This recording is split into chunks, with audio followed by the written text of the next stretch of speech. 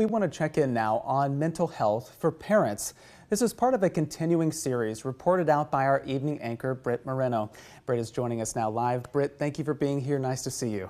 Great to see you, Will. Thanks so much for having me on. So, perinatal mood disorder, not often talked about either postpartum or during pregnancy, and we're learning this can happen to pregnant moms, even dads. And here's the thing, if left untreated, it can impact the baby negatively. So today we're hearing from a Georgetown mom bravely sharing her story of struggle to show other moms there is strength in community.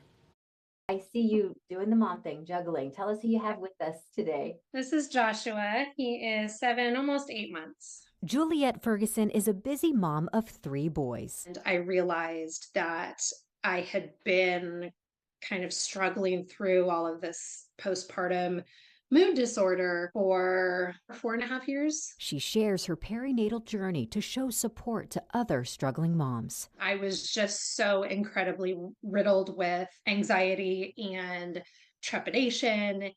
I couldn't sleep. She first noticed something off after she gave birth to her eldest. This should have been a massive red flag to myself, to my husband. I was standing in the living room. I had put him down because he was screaming.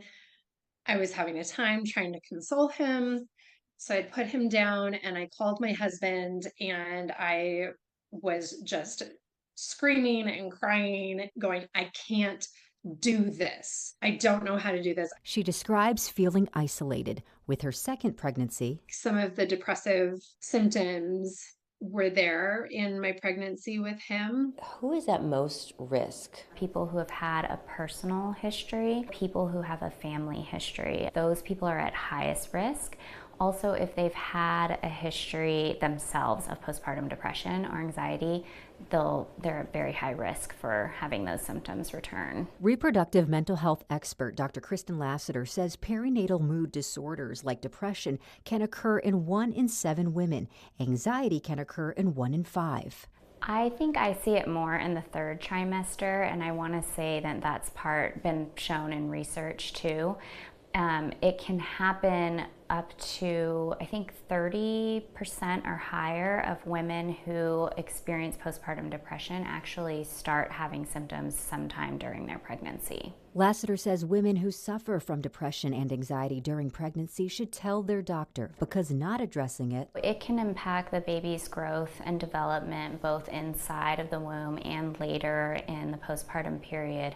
We see that babies who are exposed to mental illness during the pregnancy have greater risks of certain developmental disorders and other, medical disorders. Babies with moms with untreated mood disorders could struggle with emotional regulation, have a higher risk for autism, and struggle with motor development. That is the whole reason why we try and talk to people about the risks and benefits of continuing medication. Even dads may feel the effects. It happens in about 10% of dads.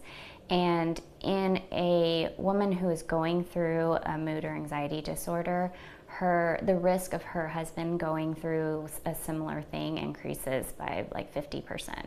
Why do you feel it's important for us to talk about these things? So that it becomes destigmatized. It doesn't mean you don't love your baby. There's so many women and mothers and people out there who have experienced these things and feel like they're alone.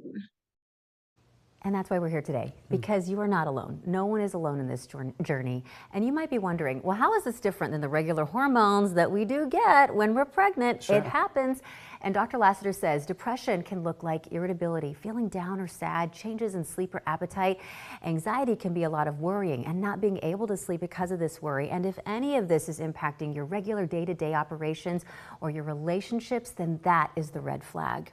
This is so important to highlight, but I'm wondering, what can women do if they're dealing with this? I'm so glad you asked that. They can tell a doctor at the very least. And remember, they can seek treatment. There are medications safe to use during pregnancy. And I think lastly, we all keep doing this. We keep talking about it because I think the more we talk about it, the more it shows people that there is no shame in feeling blue or feeling worried.